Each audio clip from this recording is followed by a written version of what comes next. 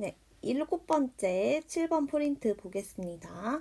선생님이 이거를 3개를 한꺼번에 만드는 바람에 한 주치를 만드는 바람에 이거 똑같이 다 실수했어요. 죄송해요.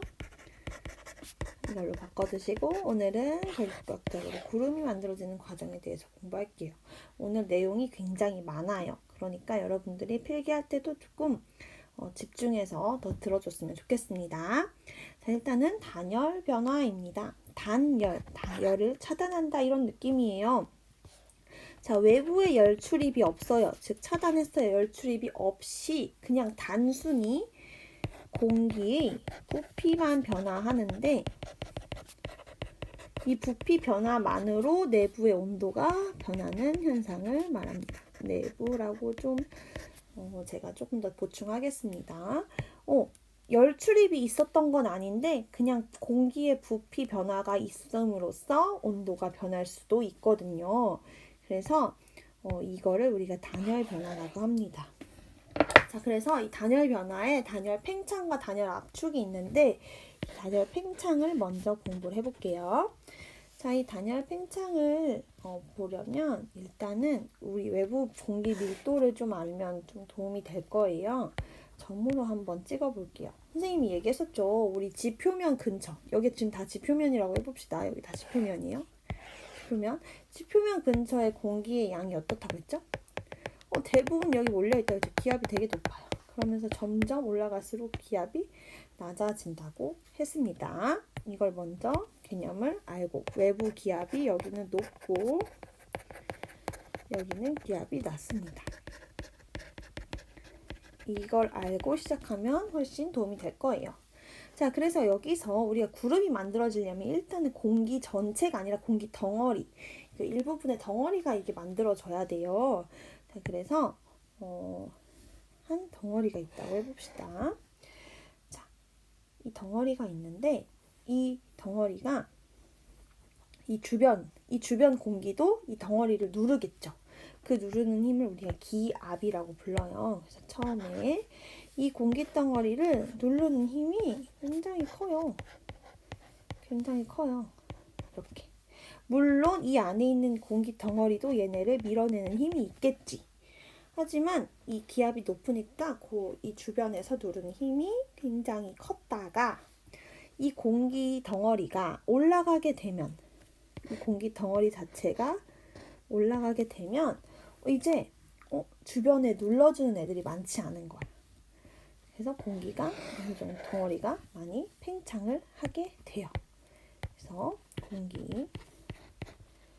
공기 덩어리가 이렇게 누르는 힘도 당연히 세지겠죠. 여기에 그만큼 많아지고. 자, 그 다음에 여기 누르는 힘은 조금 약해진 상황이고. 이게 두 번째 상황. 자, 그래서 이거를 정리하자면 이 공기 덩어리가 올라갈수록 외부에서 누르는 힘, 다른 말로 말하면 얘를 기압이 높아진다, 낮아진다? 낮아지죠. 낮아지면서 이 공기 덩어리 자체, 우리가 파란색으로 표시했던 이 파란색 사인펜으로 표시했던 부피가 팽창을 하게 돼요. 근데 이 부피가 팽창을 하면서 우리 이 공기를 이렇게 부피를 팽창하는데 그런 에너지를 써버린 거야. 얘를 팽창하기 위해서 막 운동하는 그런 운동 에너지로 소모를 해버린 거지. 팽창하는데 에너지를 소모했어. 이 안에 있는 내부 에너지를 소모하게 돼요. 이거는 그냥 선생님이 이해하기 쉬우라고 좀 순화해서 얘기한 거예요. 그래서 온도가 그 에너지가 원래는 열 올리는 데도 써야 되고 운동하는 데도 써야 되고 골고루 써야 되는데 에너지가 많이 줄어들기 때문에 이 온도 자체를 올릴 수 있는 에너지가 많지 않았던 거지. 그래서 온도가 점점 낮아지게 됩니다. 이 중간에 개념들을 많이 생략하긴 했는데 그냥 이해하기 쉬우라고 한 거고요. 올라갈수록 기압이 낮아지고 부피가 커지고 그래서 온도가 낮아진다. 이 개념만 알고 있어도 됩니다. 자, 하나만 옆에서 다시 반대 개념을 한번 설명해 볼게요. 단열 압축인데요. 단열 압축을 한번 보면 처음에 공기 덩어리가 있었어요. 공기 덩어리가 이렇게 있었어요. 자, 근데 이 공기 덩어리가 처음에는 주변에 기압이 낮기 때문에 누르는 힘이 많지 않아요. 그렇게 공기 덩어리가 크게 있는 상태였는데 얘가 내려오면서 공기 덩어리를 누르는 힘이 옆에 주변의 힘이 굉장히 세진 거지. 기압이 세진 거지. 그래서 부피가 작아지게 됩니다. 이렇게 누르는 힘이 커지고 등치도 작아지고 부피가 작아졌으니까 팽창하려고 했던 그 에너지가 저장이 되면서 온도가 올라가게 돼요. 그래서 내려갈수록 외부에서 누르는 힘, 다른 말로 말하면 기압, 외부 기압이 높아지죠. 높아지면서 공기 덩어리가 부피가 어떻게 돼요?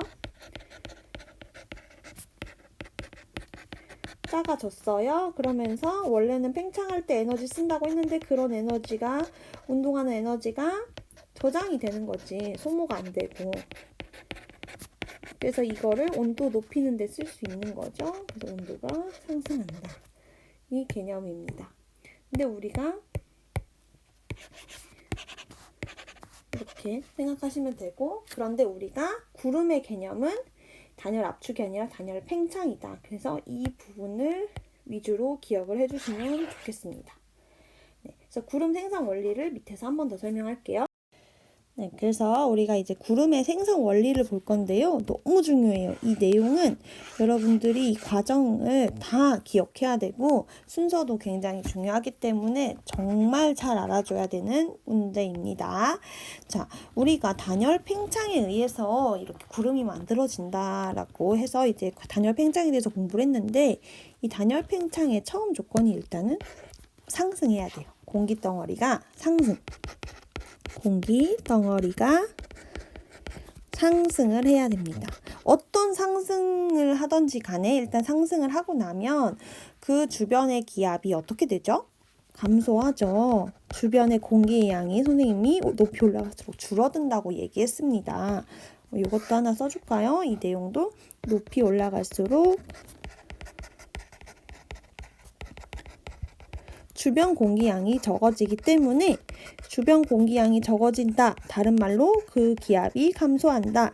라고 생각할 수 있어서 바로 이렇게 연결지어서 생각하면 되겠습니다. 외부 기압이 감소해요. 감소하면 이제 우리가 이 부피가 외부의 열 출입과 상관없이 공기덩어리 부피가 커진다고 했어요. 왜냐하면 누르는 힘이 그만큼 줄어들었기 때문에. 그래서 이런 걸 우리가 단열 팽창했다라고 얘기한다고 했어요. 부피가 커졌습니다. 근데 이렇게 단열 팽창이 일어나고 나면 팽창하는데 이 내부 에너지, 열 에너지를 써버린 거야. 그만큼 에너지가 감소해버리면서 온도가 떨어지게 돼요. 이 내부 온도가 떨어지게 돼요. 왜냐? 팽창하는데 이미 에너지를 다 쓴 거지.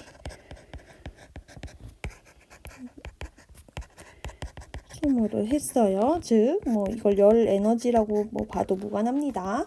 그래서 이렇게 소모를 하면서 온도가 떨어지게 되고 그 온도가 떨어지다가 보면 어느 순간까지 가게 되냐? 이슬점까지 도달해 버리게 된다. 근데 우리가 이슬점이 어떤 의미였냐면 어떤 온도? 은결이 딱 시작되던 온도. 은결이란 말이 뭐였지? 수증기가 물방울로 바뀌게 된다는 거죠. 그래서 우리가 수증기는 눈에 보이지 않았어. 그런데 은결이 되면서 이제 물방울로 바뀌고 있는 거예요. 변해요. 그러면서 이제 그 물방울들이 뭉쳐지면서 이 물방울이 모이게 돼요. 가족처럼. 그 물방울 가족을 다른 말로 말하면 구름이 되더라. 얘가 바로 구름이고 구름이 생성이 되고 이 구름은 결국 성분은 액체, 물방울 성분이더라. 이렇게 해서 구름이 만들어지게 됩니다. 네, 그래서 이 공기덩어리가 상승을 해야 구름이 생성된다고 했어요. 그래서 이 순서 굉장히 중요하다고 강조하겠습니다. 네, 그러면 공기덩어리가 상승을 하는데 도대체 어떤 원인으로 상승을 하냐? 이게 바로 3번이에요. 이 상승 원인은 굉장히 다양해요. 이거를 상황을 그림으로 한번 선생님이 간단하게 이야기해 보겠습니다. 일단 지표면이 있어요. 근데 이 지표면의 일부가 전체가 가열되는 게 아니라 일부가 국지적으로 가열이 되면 이 주변 공기가 따뜻해져요. 데워져요. 따뜻한 공기는 밀도가 어떻다? 낮기 때문에 공기가 저절로 상승하게 된다. 그러면서 여기에 구름이 생길 수 있습니다. 자, 또 하나 우리가 팬현상이라고 들어봤을 수도 있는데 이렇게 산이 있을 때 이 공기가 산을 뚫고 갈 수는 없어요. 그렇죠? 그래서 산을 강제적으로 타게 돼요. 타다 보니까 공기가 올라간 거야. 그러면서 여기에 구름이 만들어질 수도 있습니다. 또 하나 기압이 낮은 곳으로 공기가 모여든다라는 건데요. 이거는 여러분들이 뒤에서 고기압과 저기압을 배우고 나면 조금 더 이해가 쉬울 것 같아요. 일단은 저거만 놓을게요. 우리가 고기압은 공기의 양이 많은 거고요. 저기압은 공기의 양이 적어요. 이 공기의 양이 이 적은 곳으로 이렇게 공기들이 모이게 돼요. 이렇게 모이게 되면 이 모이게 된 공기가 쌓여서 결국에는 위로 올라갈 수밖에 없는 거거든요. 그래서 이렇게 해서 저기압 쪽에서 구름이 만들어진다라고 생각해 주시면 되고요. 또 마지막은 이렇게 공기에 그런 집단이 있는데 이 찬 공기가 이렇게 있고 따뜻한 공기 덩어리가 이제 있는데 그 따뜻한 공기 덩어리가 이렇게 오다가 찬 공기를 만난 거야. 그러면 따뜻한 공기 밀도가 어떻다고 했지? 낮다고 했으니까 이 찬 공기 위로 올라가게 되면서 여기에 이렇게 구름이 형성이 될 수도 있습니다. 이 네 가지 경우가 있는데 요거는 이 상황을 여러분들이 이해하면 되니까 알아두시면 되겠습니다. 마지막 구름 발생 실험입니다. 요거는 여러분들 우리 같이 또 해볼 건데 실험 해볼 건데 그 전에 원리부터 잠깐 파악을 해볼게요. 그림과 같이 물을 넣은 구름 발생 장치 안에 일단 향연기를 조금 넣은대요. 향연기를 조금 넣은대요. 넣은 다음 실험 장치 안에 공기를 펌프로 압축시켰다가 밸브를 이제 열어서 실험 장치 안에 변화를 관찰한다라고 했습니다. 자, 그래서 이제 이 펌프를 누르면 결국에 눌렀던 소리는 공기 이 안에 있는 부피를 압축시키는 거거든요. 압축을 시키면 거기 내부 온도가 어떻게 될까요? 우리 이거 배웠죠? 단열 압축할 때는 온도가 부피가 그만큼 작아지니까 온도가 높아진다고 했고 증가한다고 했고 내부 온도가 증가한다는 소리는 포화 숨기량도 증가하는 상황인 거야.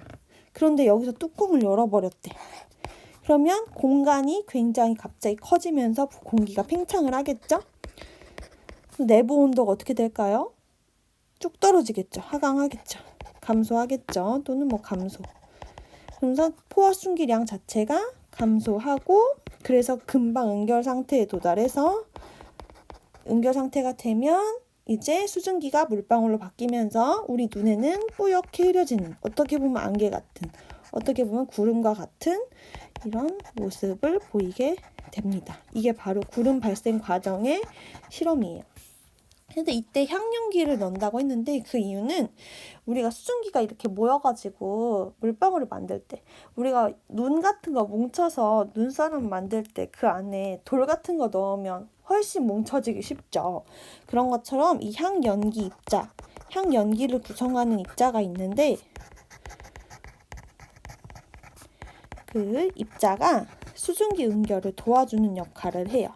더 잘 일어날 수 있게, 더 빨리 일어날 수 있게 도와주는 역할을 한다 라고 생각하시면 되겠습니다. 네, 오늘은 여기까지.